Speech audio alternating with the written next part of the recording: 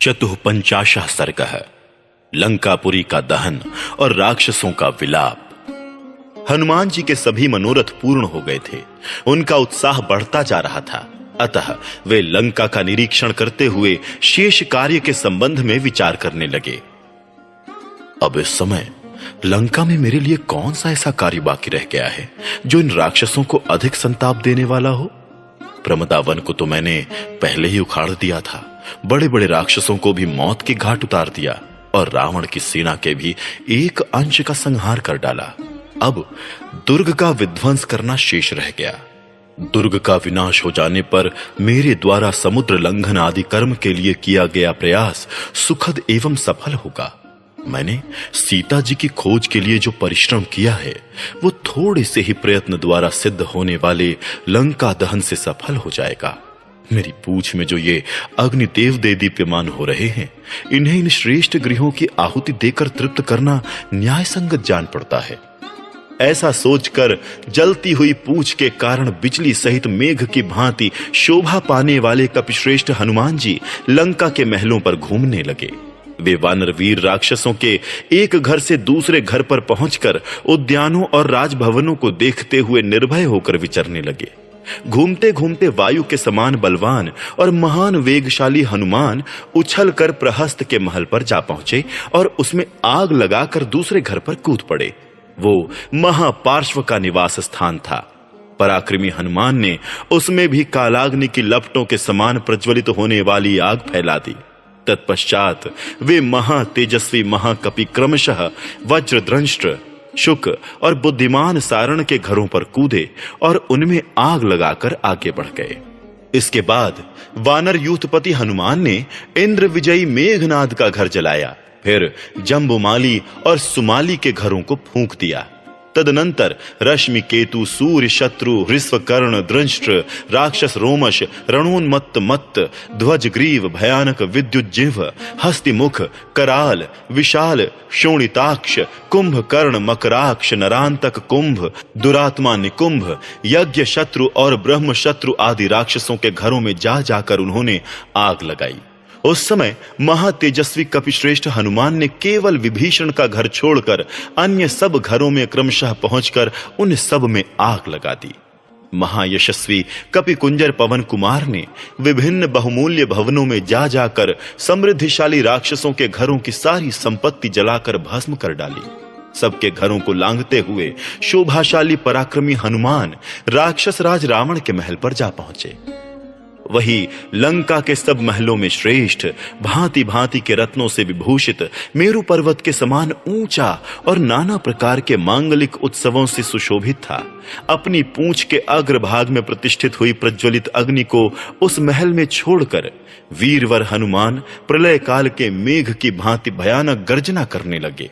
हवा का सहारा पाकर वो प्रबल आग बड़े वेग से बढ़ने लगी और कालाग्नि के समान प्रज्वलित हो उठी। वायु उस प्रज्वलित अग्नि को सभी घरों में फैलाने लगी। सोने की खिड़कियों से सुशोभित मोती और मणियों द्वारा निर्मित तथा रत्नों से विभूषित ऊंचे ऊंचे प्रासाद एवं सतमहले भवन फट फट कर पृथ्वी पर गिरने लगे। वे गिरते हुए भवन पुण्य का क्षय होने पर आकाश से नीचे गिरने वाले सिद्धों के घरों के समान जान पड़ते थे। उस समय राक्षस अपने अपने घरों को बचाने, उनकी आग बुझाने के लिए इधर उधर दौड़ने लगे। उनका उत्साह जाता रहा और उनकी श्री नष्ट हो गई थी। उन सब का तुमुल आर्तनाद चारों ओर गूंजने लगा। वे कहते थे, हाय, ये वानर के रूप में साक्षात अग्नि देवता ही आ पहुंचा है। कितनी ही स्त्रियां गोद में बच्चे लिए सहसा क्रंदन करती हुई नीचे गिर पड़ी। कुछ राक्षसियों के सारे अंग आग की लपेट में आ गए। वे बाल बिखेरे अट्टालिकाओं से नीचे गिर पड़ी। गिरते समय वे आकाश में स्थित मेघों से गिरने वाली बिजलियों के समान प्रकाशित होती थीं। हनुमान जी ने देखा जलते हुए घरों से हीरा, मूंगा, नीलम, मोती तथा सोने चांदी आदि विचित्र विचित्र धातुओं की राशि पिघल पिघल कर बही जा रही है। जैसे आग सूखे काठ और तिनकों को जलाने से कभी तृप्त नहीं होती, उसी प्रकार हनुमान बड़े बड़े राक्षसों के वध करने से तनिक भी तृप्त नहीं होते थे और हनुमान जी के मारे हुए राक्षसों को अपनी गोद में धारण करने से इस वसुंधरा का भी जी नहीं भरता था। जैसे भगवान रुद्र ने पूर्व काल में त्रिपुर को दग्ध किया था, उसी प्रकार वेगशाली वानर वीर महात्मा हनुमान जी ने लंकापुरी को जला दिया। तत्पश्चात लंकापुरी के पर्वत शिखर पर आग लगी। वहां अग्निदेव का बड़ा भयानक पराक्रम प्रकट हुआ। वेगशाली हनुमान जी की लगाई हुई वो आग चारों ओर अपने ज्वाला मंडल को फैलाकर बड़े जोर से प्रज्वलित हो उठी। हवा का सहारा पाकर वो आग इतनी बढ़ गई कि उसका रूप प्रलयकालीन अग्नि के समान दिखाई देने लगा। उसकी ऊंची लपटें मानो स्वर्गलोक का स्पर्श कर रही थीं। लंका के भवनों में लगी हुई उस आग की ज्वाला में धूम का नाम भी नहीं था। राक्षसों के शरीर रूपी घी की आहुति पाकर उसकी ज्वालाएं उत्तरोत्तर बढ़ रही थी। समूची लंकापुरी को अपनी लपटों में लपेटकर फैली हुई वो प्रचंड आग करोड़ों सूर्यों के समान प्रज्वलित हो रही थी। मकानों और पर्वतों के फटने आदि से होने वाले नाना प्रकार के धड़ाकों के शब्द बिजली की कड़क को भी मात करते थे। उस समय वो विशाल अग्नि ब्रह्मांड को फोड़ती हुई सी प्रकाशित हो रही थी। वहां धरती से आकाश तक फैली हुई अत्यंत बढ़ी चढ़ी आग की प्रभा बड़ी तीखी प्रतीत होती थी। उसकी लपटें टेसू के फूल की भांति लाल दिखाई देती थीं। नीचे से जिनका संबंध टूट गया था, वे आकाश में फैली हुई धूम पंक्तियां नील कमल के समान रंग वाले मेघों की भांति प्रकाशित हो रही थीं। प्राणियों के समुदाय, गृह और वृक्षों सहित समस्त लंकापुरी को सहसा दग्ध हुई देख बड़े बड़े राक्षस झुंड के झुंड एकत्रित हो गए और वे सब के सब परस्पर इस प्रकार कहने लगे, ये देवताओं का राजा वज्रधारी इंद्र अथवा साक्षात यमराज तो नहीं है। वरुण, वायु, रुद्र, अग्नि, सूर्य, कुबेर या चंद्रमा में से तो कोई नहीं है। ये वानर नहीं, साक्षात काल ही है। क्या संपूर्ण जगत के पितामह चतुर्मुख ब्रह्मा जी का प्रचंड कोप ही वानर का रूप धारण करके राक्षसों का संहार करने के लिए यहां उपस्थित हुआ है? अथवा भगवान विष्णु का महान तेज जो अचिंत्य, अव्यक्त, अनंत और अद्वितीय है, अपनी माया से वानर का शरीर ग्रहण करके राक्षसों के विनाश के लिए तो इस समय नहीं आया है। इस प्रकार घोड़े, हाथी, रथ, पशु, पक्षी, वृक्ष तथा कितने ही राक्षसों सहित लंकापुरी सहसा दग्ध हो गई। वहां के निवासी दीन भाव से तुमुल नाद करते हुए फूट फूट कर रोने लगे। वे बोले, हाय रे बप्पा, हाय बेटा, हाय स्वामिन, हा मित्र, हा प्राणनाथ, हमारे सब पुण्य नष्ट हो गए। इस तरह भांति भांति से विलाप करते हुए राक्षसों ने बड़ा भयंकर एवं घोर आर्तनाद किया। हनुमान जी के क्रोध बल से अभिभूत हुई लंकापुरी आग की ज्वाला से घिर गई थी। उसके प्रमुख प्रमुख वीर मार डाले गए थे। समस्त योद्धा तितर बितर और उद्विग्न हो गए थे। इस प्रकार वो पुरी शाप से आक्रांत हुई सी जान पड़ती थी। महामनस्वी हनुमान ने लंकापुरी को स्वयंभू ब्रह्मा जी के रोष से नष्ट हुई पृथ्वी के समान देखा। वहां के समस्त राक्षस बड़ी घबराहट में पड़कर त्रस्त और विषादग्रस्त हो गए थे। अत्यंत प्रज्वलित ज्वाला मालाओं से अलंकृत अग्निदेव ने उस पर अपनी छाप लगा दी थी। पवन कुमार वानर वीर हनुमान जी उत्तमोत्तम वृक्षों से भरे हुए वन को उजाड़कर युद्ध में बड़े बड़े राक्षसों को मारकर तथा सुंदर महलों से सुशोभित लंकापुरी को जलाकर शांत हो गए। महात्मा हनुमान बहुत से राक्षसों का वध और बहुसंख्यक वृक्षों से भरे हुए प्रमदा वन का विध्वंस करके निशाचरों के घरों में आग लगाकर मन ही मन श्री रामचंद्र जी का स्मरण करने लगे। तदनंतर संपूर्ण देवताओं ने वानर वीरों में प्रधान महाबलवान, वायु के समान वेगवान, परम बुद्धिमान और वायु देवता के श्रेष्ठ पुत्र हनुमान जी का स्तवन किया। उनके इस कार्य से सभी देवता, मुनिवर, गंधर्व, विद्याधर, नाग तथा संपूर्ण महान प्राणी अत्यंत प्रसन्न हुए। उनके उस हर्ष की कहीं तुलना नहीं थी। महातेजस्वी महाकपि पवन कुमार प्रमदा वन को उजाड़कर युद्ध में राक्षसों को मारकर और भयंकर लंकापुरी को जलाकर बड़ी शोभा पाने लगे। श्रेष्ठ भवनों के विचित्र शिखर पर खड़े हुए वानर राज सिंह हनुमान अपनी जलती हुई पूंछ से उठती हुई ज्वाला मालाओं से अलंकृत हो तेज पुंज से देदीप्यमान सूर्य देव के समान प्रकाशित होने लगे। इस प्रकार सारी लंकापुरी को पीड़ा दे वानर शिरोमणि महाकपि हनुमान ने उस समय समुद्र के जल में अपनी पूंछ की आग बुझाई। तत्पश्चात लंकापुरी को दग्ध हुई देख देवता, गंधर्व, सिद्ध और महर्षि बड़े विस्मित हुए। उस समय वानर श्रेष्ठ महाकपि हनुमान को देख ये कालाग्नि है ऐसा मानकर समस्त प्राणी भय से थर्रा उठे। पंचाशः सर्गः। सीता जी के लिए हनुमान जी की चिंता और उसका निवारण। वानरवीर हनुमान जी ने जब देखा कि सारी लंकापुरी जल रही है, वहां के निवासियों पर त्रास छा गया है और राक्षसगण अत्यंत भयभीत हो गए हैं, तब उनके मन में सीता के दग्ध होने की आशंका से बड़ी चिंता हुई। साथ ही उन पर महान त्रास छा गया और उन्हें अपने प्रति घृणा सी होने लगी। वे मन ही मन कहने लगे, हाय, मैंने लंका को जलाते समय ये कैसा कुत्सित कर्म कर डाला। जो महामनस्वी महात्मा पुरुष उठे हुए कोप को अपनी बुद्धि के द्वारा उसी प्रकार रोक देते हैं जैसे साधारण लोग जल से प्रज्वलित अग्नि को शांत कर देते हैं, वे ही संसार में धन्य हैं। क्रोध से भर जाने पर कौन पुरुष पाप नहीं करता। क्रोध के वशीभूत हुआ मनुष्य गुरुजनों की भी हत्या कर सकता है। क्रोधी मानव साधु पुरुषों पर भी कटु वचनों द्वारा आक्षेप करने लगता है। अधिक कुपित हुआ मनुष्य कभी इस बात का विचार नहीं करता कि मुंह से क्या कहना चाहिए और क्या नहीं। क्रोधी के लिए कोई ऐसा बुरा काम नहीं है जिसे वो ना कर सके, और कोई ऐसी बुरी बात नहीं है जिसे वो मुंह से ना निकाल सके। जो हृदय में उत्पन्न हुए क्रोध को क्षमा के द्वारा उसी तरह निकाल देता है जैसे सांप अपनी पुरानी केंचुल को छोड़ देता है, वही पुरुष कहलाता है। मेरी बुद्धि बड़ी खोटी है, मैं निर्लज्ज और महान पापाचारी हूं। मैंने सीता की रक्षा का कोई विचार ना करके लंका में आग लगा दी और इस तरह अपने स्वामी की ही हत्या कर डाली। मुझे धिक्कार है।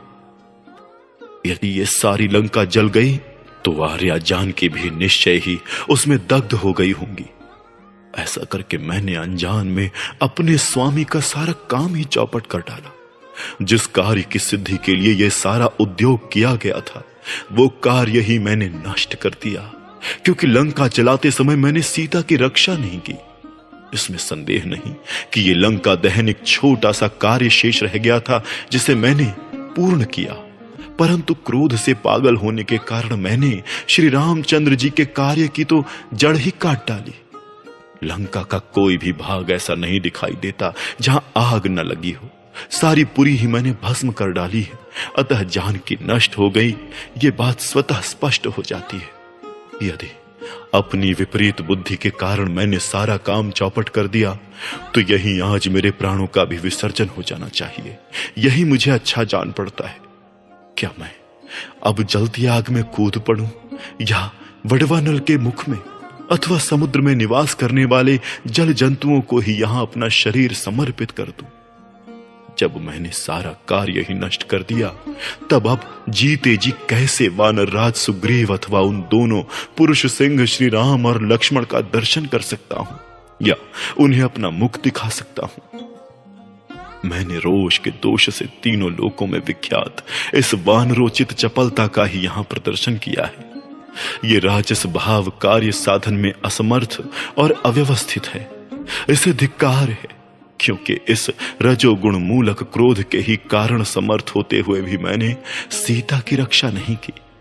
सीता के नष्ट हो जाने से वे दोनों भाई श्री राम और लक्ष्मण भी नष्ट हो जाएंगे। उन दोनों का नाश होने पर बंधु बांधवों सहित सुग्रीव भी जीवित नहीं रहेंगे। फिर इसी समाचार को सुन लेने पर भ्रातृवत्सल धर्मात्मा भरत और शत्रुघ्न भी कैसे जीवन धारण कर सकेंगे? इस प्रकार धर्मनिष्ठ इक्ष्वाकु वंश के नष्ट हो जाने पर सारी प्रजा भी शोक संताप से पीड़ित हो जाएगी, इसमें संशय नहीं है। अतः सीता की रक्षा ना करके मैंने धर्म और अर्थ के संग्रह को नष्ट कर दिया। अतएव मैं बड़ा भाग्यहीन हूं। मेरा हृदय रोष दोष के वशीभूत हो गया है, इसलिए मैं अवश्य ही समस्त लोक का विनाशक हो गया हूं। मुझे संपूर्ण जगत के विनाश के पाप का भागी होना पड़ेगा। इस प्रकार चिंता में पड़े हुए हनुमान जी को कई शुभ शकुन दिखाई पड़े, जिनके अच्छे फलों का वे पहले भी प्रत्यक्ष अनुभव कर चुके थे। अतः वे फिर इस प्रकार सोचने लगे, अथवा संभव है सर्वांग सुंदरी सीता अपने ही तेज से सुरक्षित हो, कल्याणी जनक नंदिनी का नाश कदापि नहीं होगा, क्योंकि आग आग को नहीं जलाती है। सीता अमित तेजस्वी धर्मात्मा भगवान श्री राम की पत्नी है। वे अपने चरित्र के बल से, पातिव्रत्य के प्रभाव से सुरक्षित हैं। आग उन्हें छू भी नहीं सकती। अवश्य श्री राम के प्रभाव तथा विदेह नंदिनी सीता के पुण्य बल से ही ये दाहक अग्नि मुझे नहीं जला सकी है। फिर जो भरत आदि तीनों भाइयों की आराध्य देवी और श्री रामचंद्र जी की हृदय वल्लभा हैं, वे आग से कैसे नष्ट हो सकेंगे? ये दाहक एवं अविनाशी अग्नि सर्वत्र अपना प्रभाव रखती है, सबको जला सकती है, तो भी ये जिनके प्रभाव से मेरी पूंछ को नहीं जला पाती है, उन्हीं साक्षात माता जानकी को कैसे जला सकेगी? उस समय हनुमान जी ने वहां विस्मित होकर पुनः उस घटना को स्मरण किया, जबकि समुद्र के जल में उन्हें मैनाक पर्वत का दर्शन हुआ था। वे सोचने लगे, तपस्या, सत्य भाषण तथा पति में अनन्य भक्ति के कारण आर्या सीता ही अग्नि को जला सकती हैं, आग उन्हें नहीं जला सकती। इस प्रकार भगवती सीता की धर्मपरायणता का विचार करते हुए हनुमान जी ने वहां महात्मा चारणों के मुख से निकली हुई ये बातें सुनी। अहो, हनुमान जी ने राक्षसों के घरों में दोहसा एवं भयंकर आग लगाकर बड़ा ही अद्भुत और दुष्कर कार्य किया है। घरों में से भागे हुए राक्षसों, स्त्रियों, बालकों और वृद्धों से भरी हुई सारी लंका जन कोलाहल से परिपूर्ण हो चीत्कार करती हुई सी जान पड़ती है। पर्वत की कंदराओं, अटारियों, परकोटों और नगर के फाटकों सहित ये सारी लंका नगरी दग्ध हो गई, परंतु सीता पर आंच नहीं आई। ये हमारे लिए बड़ी अद्भुत और आश्चर्य की बात है। हनुमान जी ने जब चारणों के कहे हुए ये अमृत के समान मधुर वचन सुने, तब उनके हृदय में तत्काल हर्षोल्लास छा गया।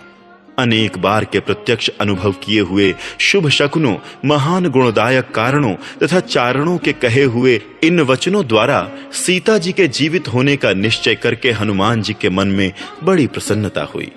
राजकुमारी सीता को कोई क्षति नहीं पहुंची है, ये जानकर कपिवर हनुमान जी ने अपना संपूर्ण मनोरथ सफल समझा और पुनः उनका प्रत्यक्ष दर्शन करके लौट जाने का विचार किया। षट्पंचाशः सर्गः। हनुमान जी का पुनः सीता जी से मिलकर लौटना और समुद्र को लांघना। तदनंतर हनुमान जी अशोक वृक्ष के नीचे बैठी हुई जानकी जी के पास गए और उन्हें प्रणाम करके बोले, और ये सौभाग्य की बात है कि इस समय मैं आपको सकुशल देख रहा हूं। सीता अपने पति के स्नेह में डूबी हुई थी। वे हनुमान जी को प्रस्थान करने के लिए उद्यत जान उन्हें बारंबार देखती हुई बोली, तात, निष्पाप वानरवीर, यदि तुम उचित समझो तो एक दिन और यहां किसी गुप्त स्थान में ठहर जाओ। आज विश्राम करके कल चले जाना।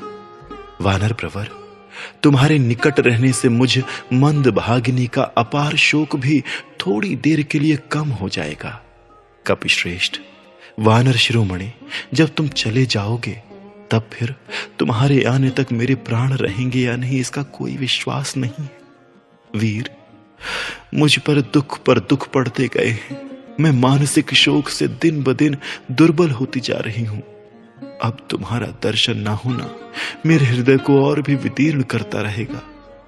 हे वीर, मेरे सामने ये संदेह अभी तक बना ही हुआ है कि बड़े बड़े वानरों और रीछों के सहायक होने पर भी महाबली सुग्रीव इस दुर्लंघ्य समुद्र को कैसे पार कर सकेंगे। उनकी सेना के वे वानर और भालू तथा दोनों राजकुमार श्री राम और लक्ष्मण भी उस महासागर को कैसे लांघ सकेंगे। तीन ही प्राणियों में इस समुद्र को लांघने की शक्ति है, तुम में, गरुण में अथवा वायु देवता में। इस कार्य संबंधी दुष्कर प्रतिबंध के उपस्थित होने पर तुम्हें क्या समाधान दिखाई देता है, बताओ, क्योंकि तुम कार्य कुशल हो। शत्रु वीरों का संहार करने वाले कपिश्रेष्ठ, इसमें संदेह नहीं कि इस कार्य को सिद्ध करने में तुम अकेले ही पूर्ण समर्थ हो, परंतु तुम्हारे द्वारा जो विजय रूप फल की प्राप्ति होगी उससे तुम्हारा ही यश बढ़ेगा, भगवान श्री राम का नहीं। परंतु शत्रु सेना को पीड़ा देने वाले श्री रामचंद्र जी यदि लंका को अपनी सेना से पददलित करके मुझे यहां से ले चलें, तो वो उनके योग्य पराक्रम होगा। अतः तुम ऐसा उपाय करो जिससे युद्धवीर महात्मा श्री रामचंद्र जी का उनके योग्य पराक्रम प्रकट हो। सीता जी की ये बात स्नेह युक्त तथा विशेष अभिप्राय से भरी हुई थी। इसे सुनकर वीर हनुमान ने इस प्रकार उत्तर दिया, देवी, वानर और भालुओं की सेनाओं के स्वामी कपिश्रेष्ठ सुग्रीव बड़े शक्तिशाली पुरुष हैं। वे आपके उद्धार के लिए प्रतिज्ञा कर चुके हैं। हे विदेह नंदिनी, अतः वे वानर राज सुग्रीव सहस्त्रों कोटि वानरों से घिरे हुए तुरंत यहां आएंगे। साथ ही वे दोनों वीर नर श्रेष्ठ श्री राम और लक्ष्मण भी एक साथ आकर अपने सहायकों से इस लंकापुरी का विध्वंस कर डालेंगे। वरारोहे राक्षस राज रावण को उसके सैनिक सहित काल के गाल में डालकर श्री रघुनाथ जी आपको साथ ले शीघ्र ही अपनी पुरी को पधारेंगे। इसलिए आप धैर्य धारण करें, आपका भला हो। आप समय की प्रतीक्षा करें। रावण शीघ्र ही रणभूमि में श्री राम के हाथ से मारा जाएगा, ये आप अपनी आंखों देखेंगी। पुत्र, मंत्री और भाई बंधुओं सहित राक्षस राज रावण के मारे जाने पर आप श्री रामचंद्र जी के साथ उसी प्रकार मिलेंगी जैसे रोहिणी चंद्रमा से मिलती है। वानरों और भालुओं के प्रमुख वीरों के साथ श्री रामचंद्र जी शीघ्र ही यहां पधारेंगे और युद्ध में शत्रुओं को जीतकर आपका सारा शोक दूर कर देंगे। विदेह नंदिनी सीता को इस प्रकार आश्वासन दे वहां से जाने का विचार करके पवन कुमार हनुमान ने उन्हें प्रणाम किया। वे बड़े बड़े राक्षसों को मारकर अपने महान बल का परिचय दे वहां ख्याति प्राप्त कर चुके थे।